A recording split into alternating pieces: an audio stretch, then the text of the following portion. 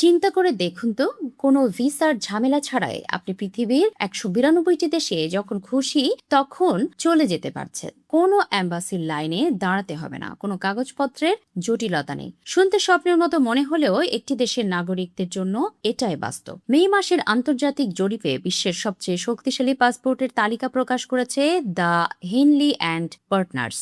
আর সেখানে এবারও সবাইকে পেছনে ফেলে শীর্ষস্থান ধরে রেখেছে একটি এশিয়ান দেশ। কিন্তু আমাদের বাংলাদেশ এই তালিকায় কত নম্বরে আছে? আমেরিকা যুক্তরাজ্য কিংবা কানাডার মতোই কি শক্তিশালী আমাদের পাসপোর্ট, নাকি আমরা আরো পিছিয়ে গেলাম?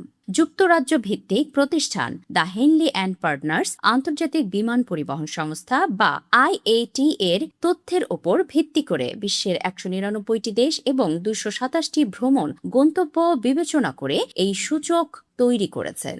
আর এই তালিকায় আগের মতোই ১ নম্বরে রাজত্ব করছে সিঙ্গাপুর। এই দেশের নাগরিকরা আগাম ভিসা ছাড়াই বিশ্বের ১৯২টি দেশ ও অঞ্চলে অনায়াসে ভ্রমণ করতে পারবেন। ভাবছেন ২ নম্বরে কারা আছে? দ্বিতীয় স্থানে যৌথভাবে রয়েছে ৩টি দেশ, জাপান, দক্ষিণ কোরিয়া এবং সংযুক্ত আরব আমিরাত। আর মে মাসের এই নতুন হালনাগাদ সূচকে এককভাবে তৃতীয় অবস্থানে জায়গা করে নিয়েছে সুইডেন।